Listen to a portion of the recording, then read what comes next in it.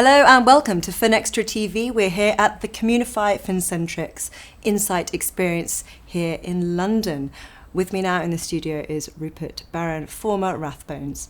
Rupert, great to have you in the studio. Hello, thank you very much for having me. It's really good to have you, and what an exciting event we've got in store today. Yes. We're going to be talking about innovation, technology, how it's transforming the financial industry, but in particular the wealth management space, which I know you have extensive experience in. So you're in a good position to bring us up to date and tell us a bit more about wealth management as an industry and what wealth actually means today.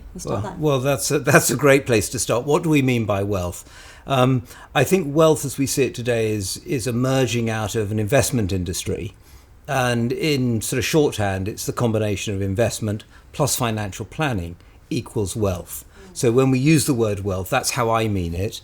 In terms of the first part of your question, how it's changing, there's lots of factors. Consolidation, and that's really to drive efficiency, drive unnecessary cost out of the industry. And we've seen a huge wave of consolidation, and that's going to continue. A recent survey said the vast majority of the industry expects to be consolidated. There's private equity coming in. It's part of that consolidation activity. Private equity is also very active in the IFA space, which are financial planners, a key component of the wealth equation. And of course, there's AI, enter stage left. AI is going to change and upturn a great many things. It's a huge opportunity. Well, thank you for bringing us up to date. That's really interesting. So what are those drivers then? What's driving that change? What's driving the change? Well, it's the most important aspect, I think, is cost reduction. It's very expensive. Margins are under pressure.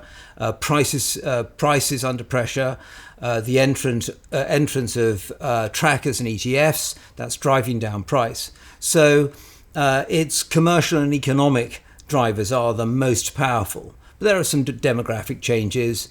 The next generations, the average client in the wealth space is in their 60s. But of course, firms need to start farming the 50-year-olds and the 40-year-olds and need different technologies to get hold of those clients. So there's a whole range of things from economic to demographic. And in this era of intelligence, we are seeing vast amounts of data which can cause fragmentation and friction as well. Could you run us through some of those challenges, in particular in the wealth management space? Data's gold, isn't it? It's absolutely everything. I think my experience is that looking across the whole industry, data's incomplete. It's on multiple systems. It's in forms that are hard, if not impossible, to access. It's badly structured, and in some cases, it could be described as inaccurate data.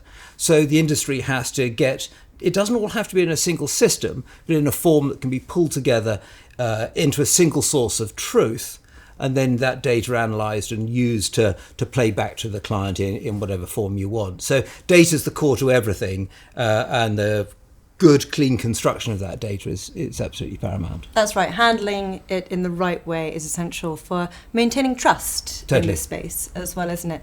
And it'd be a shame not to talk about the role of AI. I know you touched on that already. Yes. But how have you seen the role of AI evolve in the wealth management sector? It's going to be huge, absolutely huge.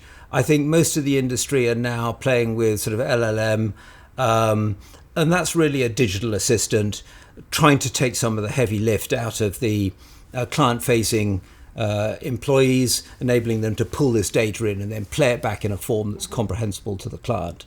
I think our second line of defense wants to use AI to scrutinize, check that we're compliant with consumer duty.